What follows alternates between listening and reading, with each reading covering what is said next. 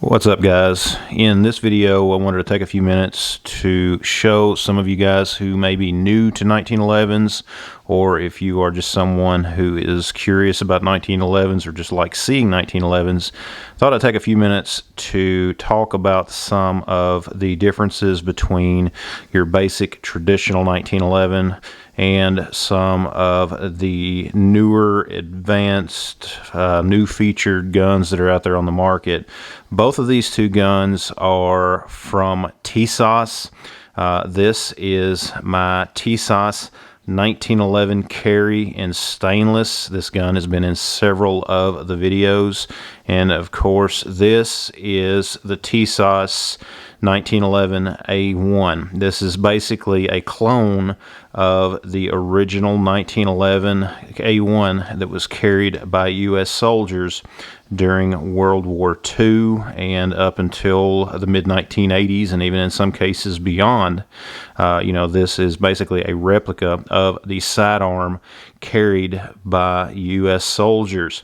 Now, the basic 1911, which is what we have here, the more traditional 1911, is one that is known worldwide. This design has been copied countless times by countless manufacturers. This is probably the most copied gun design in the history of firearms.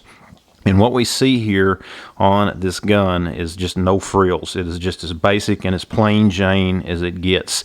It's all about the function. This gun was designed to provide a service. It was designed to fit a specific role, and that is exactly what this gun has done. You can see the trigger on this firearm is a very short trigger compared to what it is on one of the newer models. Now, of course, the trigger on this one is skeletonized.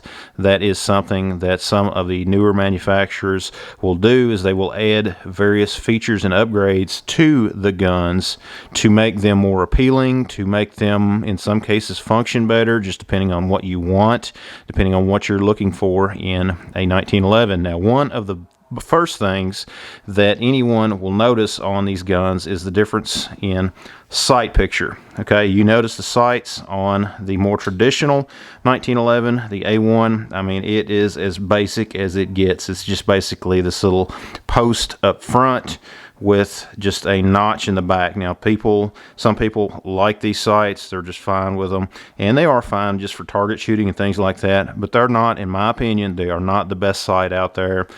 Even the ones that I have on this one, even though these are a 3-dot sight, they are much more visible, and they are replaceable, being dovetailed in. But they are an upgrade from the standard sight that we see here on the A1. Some of the other features of the A1 compared to a lot of the newer models, the safety, you'll notice that the safety on this particular firearm is very small. Okay, it is a very small safety, and it's only on one side of that firearm. Okay, the newer ones, you can get various different features and things like that. You can see the safety on this particular gun. There's a big difference there. It is much more pronounced. It is also ambidextrous. Okay, that is something that we do see on a lot of the newer firearms that are out there. Of course, there are a lot of manufacturers, they will still have it just on one side, but that is something that has become an option more as 1911s have grown in popularity, or I should say have returned in popularity among a lot of shooters. Some of the other differences, of course, is the beaver tail. I want you to notice the size of the beaver tail on this particular gun. This is intended to help keep you from getting hammer bite. Of course, that beaver tail is large enough that that's something that is just not really going to happen with a lot of the newer firearms. And that's something that we see on most firearms these days, most newer firearms. There is also a memory bump. Okay, some of the early 1911s they did not have that memory bump. Okay, it's just flush, flat, and if you did not get the proper grip on them, it would not let that gun fire. Another thing here, you can see this with just the bump here. It does not have that extended beaver tail. You do open yourself up if you don't get the proper grip on there for getting just a little bit of hammer bite. You can pinch yourself with this firearm when shooting if you do not have the proper grip. Of course, Tisas did a very good job. Their goal was to replicate the M1911A1, and that is what they did with this firearm. Of course, the mainspring housing on this gun, it's a subtle thing that a lot of folks may or may not notice. You can kind of see the curvature in this mainspring housing on this gun. That is true to the A1. If you compare it to some of the newer ones, you can see that they are flush. They are just flat, just straight. Okay, you know, and there again, this is just one example of many of a lot of the newer styled 1911s that are out there on the market. This one does have front serrations. That is something as well, when of course your original does not. It's just slick up front for folks that like to use the front of their slide when manipulating the firearm. You know, that is an addition that is on some models. Now, of course, both of these do have the traditional GI button for takedown, but there are models out there that have various differences as far as what they are. There are some that are bushingless, that have bull barrels and things like that. I have videos on some of those on my channel, so go over and check that out. But this is typically the traditional style 1911 as far as your disassembly and things like that, which we cannot and will not do on YouTube right now because of all their crazy rules. But both of these guns are very enjoyable.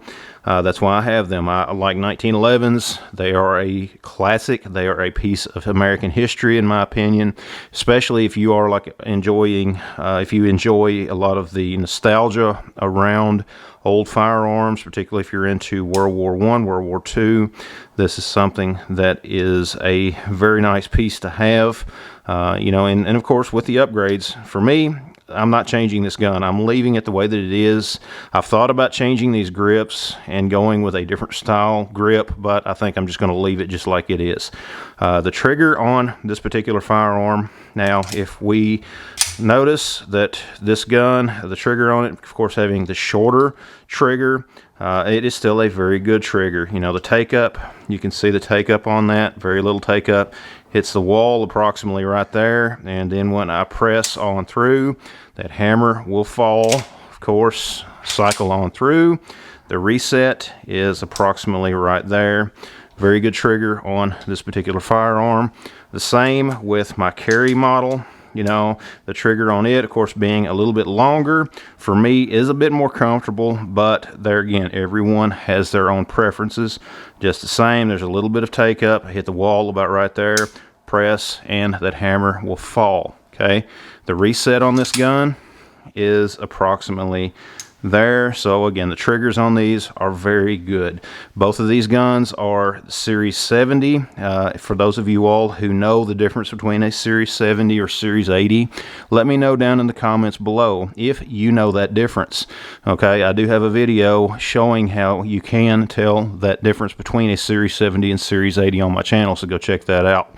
But guys, if you are a fan of 1911s, if you are a fan of military history, military firearm history and things like that, this is something that would probably interest you. Me, I love 1911s. I have several of those. If you've been a follower of my channel for a while, you know that. But anyways, guys, just wanted to do this video to talk about some of the similarities and differences between them, some of the options that you can get with some of the newer 1911s compared to some of the more traditional 1911s. Of course, you can see another difference is the hammer as well. It has the skeletonized hammer compared to the original, which is just basically the standard spur type hammer. But anyways, guys, thanks for watching. Let me hear from you. Leave me a comment down below. Check out all the links down in the description. Thanks for watching, and we'll see you next time.